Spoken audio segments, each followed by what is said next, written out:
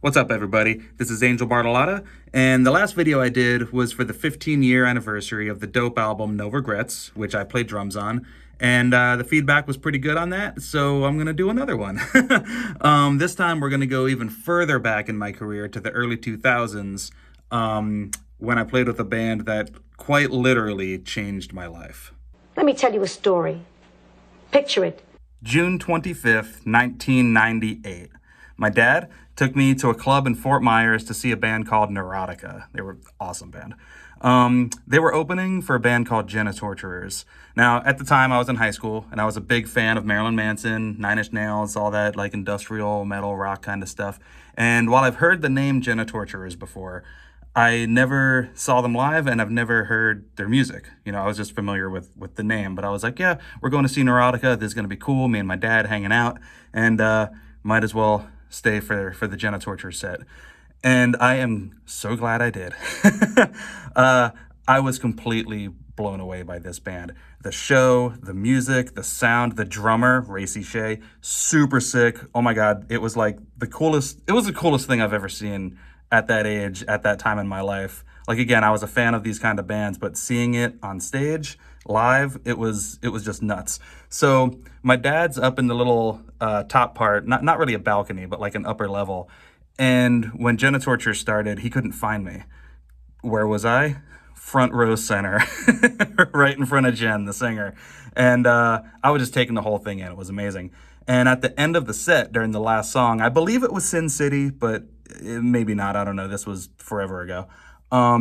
Jen reaches out, grabs my hand, and pulls me up on stage. She's like, "You're coming with me." And I'm like, I'm just like this kid. You know, I shouldn't even have been in the venue. I was underage.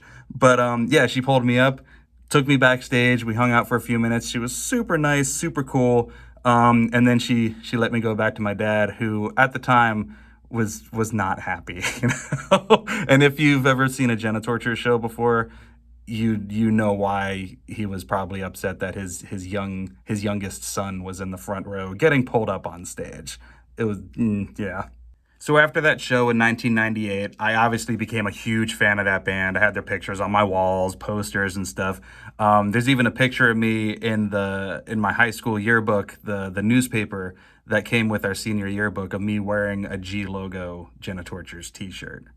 After graduating high school, I was playing up in Tampa with a band called Enemy of God, and that's where I met Chains, the guitarist for Genitortures at the time. And in Enemy of God, my friend Spider was playing guitar in that band, and funny enough, he just wrapped up a tour playing guitar for Genitortures. It's crazy how things work out. But yeah, in 2001, Genitortures needed a drummer, and Chains introduced me to Jen and Dave from the band. And yeah, I just remember sitting at the house on the couch, and they were not really interviewing me, but we were just kind of hanging out, talking. Again, I'm 19 years old, I should have said. I'm a 19-year-old kid talking to a band that I absolutely love. Not just talking to them, I'm talking to them about joining the band. And I remember Jen looking me in the eye, and she's like, "If you join this band, we're going to ruin your childhood." And what she meant by that was, I'm not going to be like hanging out with my friends and getting jobs and doing this and doing that. It's like, I'm going to be on a tour bus traveling year round all the time. And I'm like, yes. So that was obviously super cool and super exciting. But also, I was really nervous because I was filling the shoes of one of my favorite drummers, Racy Shea, who later on, when he left Genitortures, he went on to join Dope, which is a band that I would join later on in life. Again, it's crazy how things work out. And yeah, he's a killer drummer, great showman. We're friends now. Everything's cool. And it's like, yeah, like just following his footsteps in two different bands was just nuts. And especially as a 19-year-old kid, getting the chance to play with my favorite band, filling the shoes of one of my favorite drummers, it's like mind-blowing. So I was playing drums for the Genitortures from 2001 to 2005. And then on and off from 2006 to 2009. And I was also playing drums for Jen's solo project, Gen X, which was more like an electronic dance kind of thing. It was super cool. You should definitely check it out. But yeah, I have pages of stories that I was gonna do on this, but it would take way too long, and I want to get to the drums. I want to start playing. So if you guys like this and you keep liking these videos that I'm doing, I'll do more. I can do an entire series of just my time with Genitorturers, and let me tell you, it's some of the craziest stuff ever. Fun, nice, wholesome, clean fun. Sure, but yeah, if you guys like that, I would do more. So there I am playing drums for the Genitorturers, all over the United States, Canada, all over Europe, Australia, twice, New Zealand. We went everywhere. It was awesome. And of course, what do you do when the touring cycle wraps up? You start working on another album. So now here I am touring with the band, and now I get to work with them on new music. Super cool.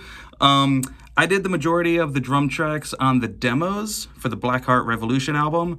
And then when it came time for the album to come out, I was already out of the band at that time. So just one of the songs I played on made it onto that album. It's a song called Kabangin' All Night. And I'm not doing that one today, but I have done that one at some drum clinics. So if you go on my YouTube channel, you can just search for that, and then you can find my performance of Kabangin' All Night from that. It was super cool, a lot of fun. So yeah, the Blackheart Revolution album, it was produced by David Vincent, who played bass for the band, and he was also in Morbid Angel, I Am Morbid, a couple other bands, and co-produced by Scott Humphrey, who has worked with Motley Crue, Rob Zombie, NSYNC, one of my favorites, Nine Inch Nails. So again, being able to play with the band was one thing, being able to record with them, even though it only was one song, but working on the demos in the studio and stuff was, again, a life-changing experience. So the song I'm going to do on my little drum set back there is one called Devil in a Bottle. The music was written by David Vincent and the lyrics by Jen Vincent. Working on this song, I mostly worked really closely with Dave on this one because he knew exactly what he wanted for the drums. And I got to add my little things here and there, my little razzle dazzle. Yeah, the chorus in the song was highly influenced by Mikey Cox from Coal Chamber. And if you hear some of the little offbeat snare and China cymbal hits that I do, that's the inner Mikey coming out. So thanks, man. But yeah, like me and Dave were working on this one beat for the pre-chorus. And what he was telling me while I'm in the studio, like working on the song, he's like, all right, I want this beat to sound like and I'm like, what the hell, dude? Drums don't sound like that. But I knew what he was going for with the rhythm and stuff. So we came up with this beat together that we called the Fat Albert beat. Don't ask me why, that's just what we called it. And it's cool because like that was a big contribution on my part. Again, me and Dave did it together, but I feel that was a big contribution on my part to the band because even since then, the multiple drummers that they've had coming through have asked me how to play it, which is kind of cool, you know. And I'm friends with all the other drummers before me, after me. It's like a big Genitorturers family. It's awesome. But it's cool when they bring somebody in and they message me online and they're like, hey man, how do I do this? It's not super complicated. I actually teach it to a lot of my students. It's in my book, So You Want to Be a Drummer. But it sounds a lot harder than what it actually is, which is really cool. I like stuff like that. So when I play the song on the drum set over there, you'll hear it and you'll know exactly what I'm talking about. Again, I haven't played these songs. The last tour I did with Genitorturers was in 2009, and I haven't played them since. I may have done one or two songs at a clinic, but for the most part, I haven't gone on a drum set and really let loose on it. So I'm going to play it similar to the way I did it in the demos, which could be a little different than the album versions, whatever. This is me doing it right now. So this little drum set that I'm going to be playing on is a lot smaller than the one that I used in the studio, and definitely a lot smaller than the one I used live. Not as many floor toms, not as many cymbals. So in the recording, there's a tambourine. You're not going to hear any of that. This is totally live, just me on that little guy. And all right, let's rock it. This is Genitorturers, Devil in a Bottle. Whoa. Stop right there. Before I start, I want to dedicate this song to my wife, Sally. If it wasn't for Genitorturers, I probably would have never met her. My first tour with Jen was in 2001, and that's when I met Sally in Raleigh, North Carolina. Jen introduced us. I was hanging out and Jen comes over and she's like, Angel, the girls are here to see you. And there was Sally and some of her friends. So in 2001 we met, became really close friends, kept in touch ever since.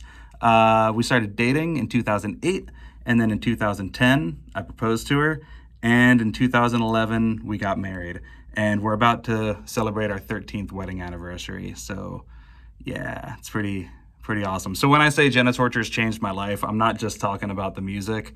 I'm talking about my heart and my soul and everything. So, Jen and everybody else in Genitorturers, past, present, future, thank you. And Sally, this one's for you.